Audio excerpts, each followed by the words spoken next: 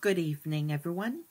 I'm Riley King, and welcome to the Riley King Newscast right here on the Riley King Network. Let's begin. First up, driver arrested after Goffstown hit and run.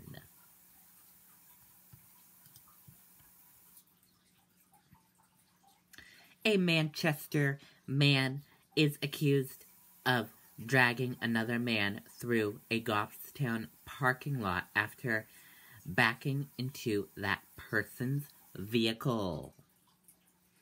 Police say Matthew Johnstone hit the other vehicle in the parking lot of the Way Toy restaurant on Mast Road. They say the alleged victim tried to stop Johnstone, but instead was dragged 25 feet before falling off Johnstone's vehicle. Officers say Johnstone had allegedly driven away by the time they arrived, but several witnesses gave a detailed description and investigators quickly tracked him down. He's charged with felony conduct after an accident and aggravated driving while intoxicated. The alleged victim was taken to the hospital but is expected to recover from his injuries.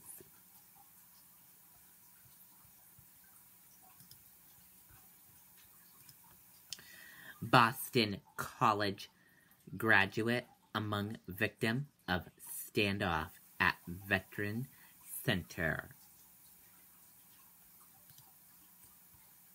Let's take a listen to the video from WCVB Boston.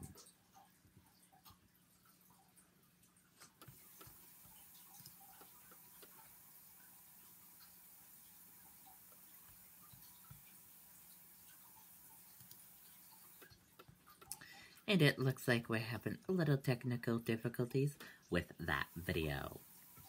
3 women, one of who has ties to Massachusetts, who devoted their lives to help traumatized veterans, were killed by a patient who had been kicked out of their Northern California treatment program, authorities and a relative of a victim said.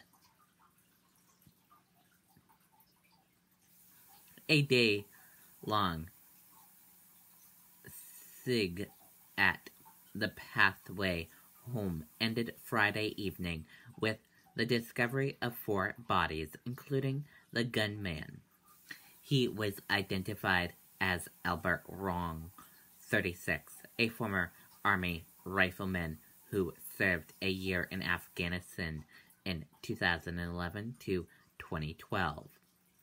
Governor Jerry Brown ordered flags flown at half-staff at the Capitol in memorial of the victims. They were identified as Pathway Home Executive Director Kristen Lieber, 48, Clinic Director Jennifer Glock, 42, and Jennifer Gonzala, 29, a clinic psychologist with the San Francisco Department of Veterans Affairs Healthcare System.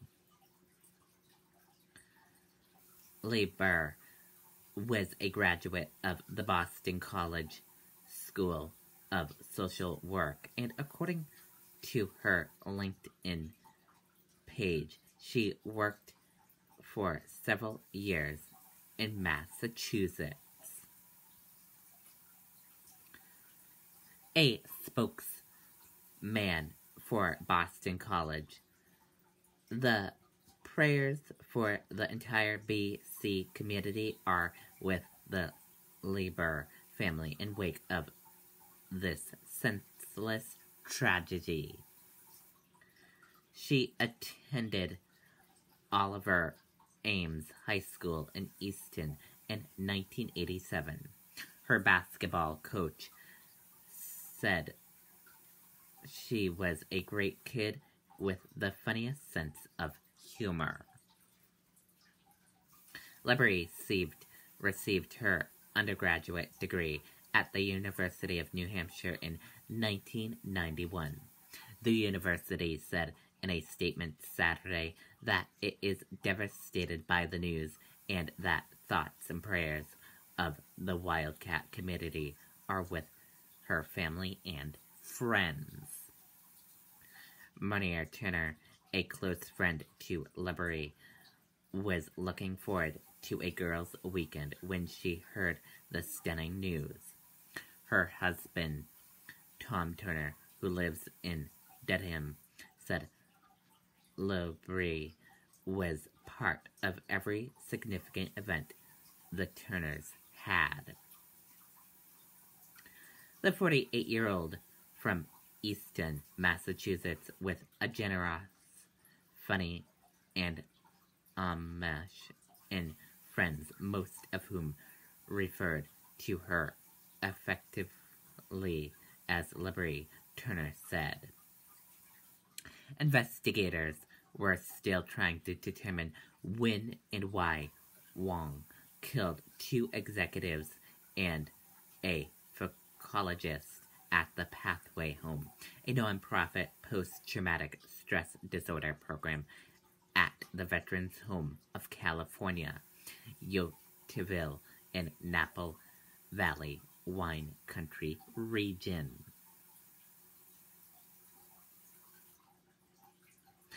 Glock's father-in-law, Bob Glock, said in an interview she had recently expelled Wong from the program. The Pathway Home is located on a sprawling campus of a veterans center which cares for about 1,000 elderly and disabled vets. It is the largest veterans home in nation, according to the State Department of Veterans Affairs. Wong went to the campus about 53 miles north of San Francisco on Friday morning, slipping into a going-away party for some employees of the Pathway Home. Larry told the Associated Press that his wife called him to say that the gunman had entered the room quietly, letting some people leave while taking others hostage. Glock called her husband Mark to say that she had been taken hostage by a former soldier, her father-in-law said. Mark Glock didn't hear from her again. The Napa Valley Sheriff's Department exchanged gunshots with the hostage taker at about 10:30 a.m., but after that nothing was heard from Wong or his hostages despite day-long efforts to contact him, authorities said. Army veteran and resident Bob Salone, 73, was working at the home's TV station when a coworker came in and said he had heard 4 gunshots coming from the Pathway Home. Salone sent alerts for residents to stay put. A group of about 80 students who were on the home grounds were safely evacuated after being locked down. Napa County Sheriff John Robinson said the teens from Justin Seen High School were at a theater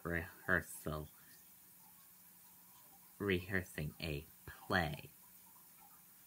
President Donald Trump tweeted Saturday morning, "We are deeply saddened by the tragic situation in Yountville and mourn the loss of 3 incredible women who cared for our veterans."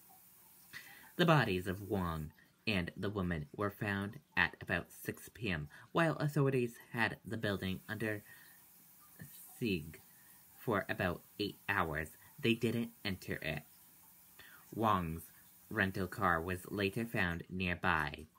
A bomb-sniffing dog alerted authorities to something on the car, but only thing found was a cell phone, authorities said.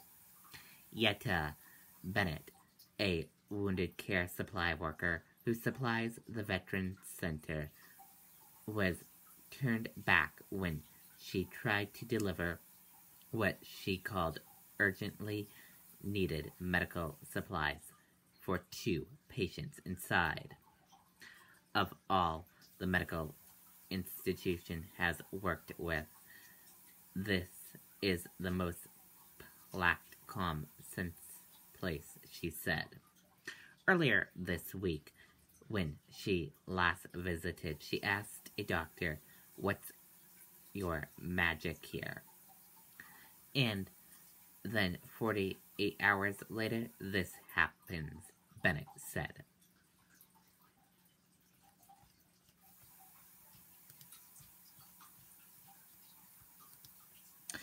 Three people displaced, firefighter injured after house fire in Otis Field.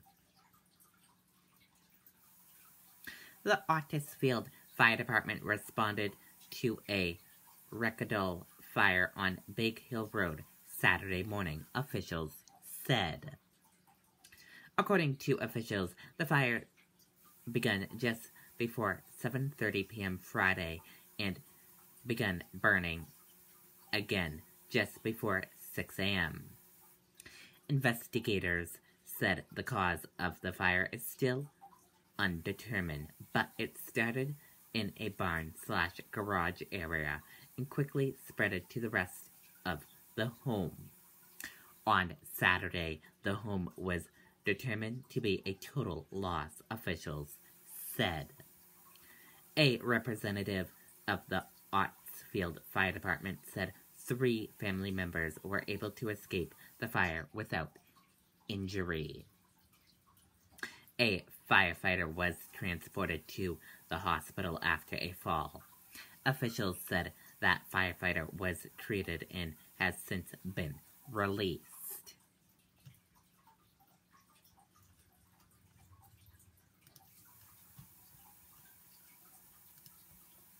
How Trump went from insults to talk with Kim Jong-un, analysts.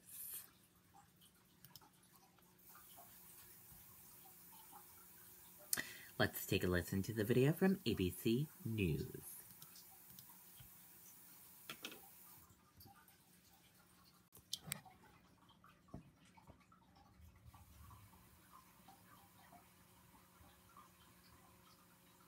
President Trump's massive diplomatic gamble, his decision to say yes to a high-stakes face-to-face with the North Korean dictator Kim Jong-un. This morning, the messaging out of the White House somewhat muddled, with a suggestion on Friday that there may be new preconditions for this meeting, but the White House now seems to be walking that back. ABC's Mary Bruce is going to sort it out all out for us from the White House this morning. Mary, good morning to you.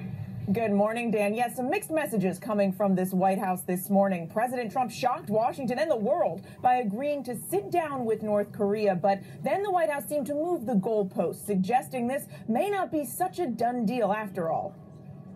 Less than 24 hours after agreeing to an historic face-to-face meeting with the North Korean dictator, the White House seemed to say, not so fast. The president will not have the meeting without seeing concrete steps and concrete actions take place by North Korea. But this morning, White House sources say the agreement has not changed. The president tweeting the deal with North Korea is very much in the making and will be, if completed, a very good one for the world. In order to talk, the White House says North Korea has agreed to stop its missile testing and allow U.S. military exercises with the South. Look, they've got to follow through on the promises that they've made. The announcement hasty and surprising. The president popping in the White House briefing room himself to give reporters a heads up. Even his own Secretary of State seemed caught off guard by the invitation. In all honesty, it came as a little bit of a surprise to us as well. No sitting U.S. president has ever met with the leader of North Korea, and for much of the past year, a sit-down seemed impossible.